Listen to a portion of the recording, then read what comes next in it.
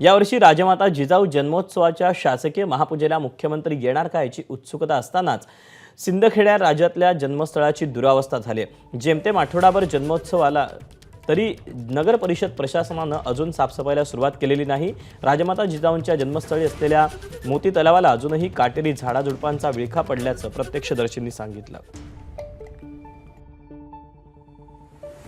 3 जानेवारी ते 12 जानेवारी जिजाऊ सावित्री जन्मोत्सव इथे मोठ्या प्रमाणात साजरा होत असतो। त्या अनुषंगाने महाराष्ट्राचे मुख्यमंत्री देवेंद्रजी फडणवीस साहेब यांच्या हस्ते शासकीय पूजा सिंदखेड राजा 12 जानेवारीला व्हावी अशी समस्त भक्तांची इच्छा आहे। त्या अनुषंगाने आम्ही वेळोवेळी त्याचा पाठपुरावा केलेला आहे। ते 12 जानेवारीला येण्याचं त्यांनी आश्वासन सुद्धा दिलेलं आहे। तसेच दोन्ही उपमुख्यमंत्री माननीय एकनाथजी शिंदे साहेब व अजितदादा यांनी सुद्धा आश्वासित केलेलं आहे की आम्ही 12 जानेवारीला महापूजेसाठी शासकीय महापूजेसाठी येईन असे आश्वासन दिलेले आहे।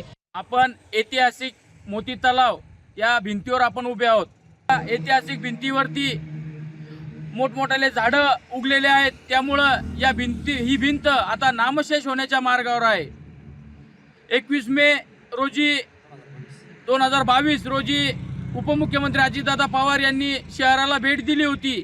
त्यावेळेस त्यांनी पुरातत्व विभागाला आदेश देऊन हे झाडं समूळ नष्ट करण्यासाठी सांगितलं होतं, परंतु अजून तरी या ठिकाणचे झाडं काढण्यात आलेले नाही। सिंदखेड राजा शहर भाजपच्या वतीनं मी अशी शासनाला विनंती करतो की हे झाड आपण तात्काळ नष्ट करून येणाऱ्या पिढीला हा ऐतिहासिक वारसा जतन करावा अशी विनंती करतो।